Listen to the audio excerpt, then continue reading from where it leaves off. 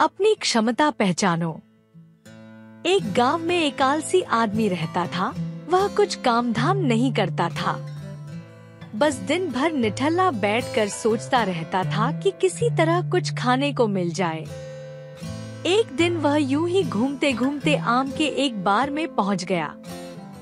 वहां रसीले आमों से लदे कई पेड़ थे।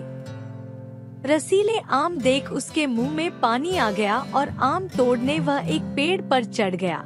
लेकिन जैसे ही वह पेड़ पर चढ़ा, बार का मालिक वहां आ पहुंचा। बार के मालिक को देख आलसी आदमी डर गया और जैसे तैसे पेड़ से उतरकर वहां से भाग खड़ा हुआ। भागते भागते वह गांव में बाहर स्थित जंगल में जा पहुंचा। वह बुरी तरह से थक गया था, इसलिए एक पेड़ के नीचे बैठकर सुस्ताने लगा। तभी उसकी नजर एक लोमड़ी फॉक्स पर पड़ी। उस लोमड़ी की एक टांग टूटी हुई थी और वह लंगड़ाकर चल रही थी।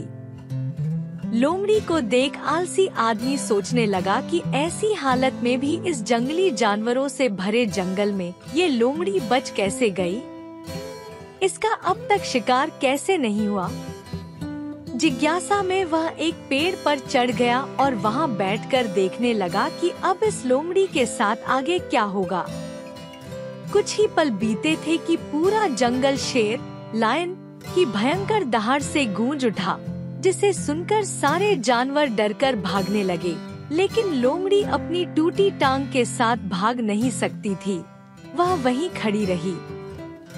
शेर लोमड़ी के पास आने लगा। आलसी आदमी ने सोचा कि अब शेर लोमड़ी को मारकर खा जाएगा, लेकिन आगे जो हुआ वह कुछ अजीब था।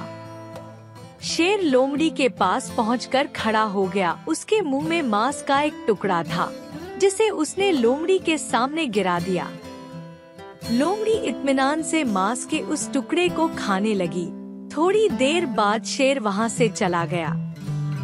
यह घटना देख आलसी आदमी सोचने लगा कि भगवान सच में सर्वेसर्वा है। उसने धरती के समस्त प्राणियों के लिए, चाहे वह जानवर हो या इंसान, खाने पीने का प्रबंध कर रखा है। वह अपने घर लौट आया।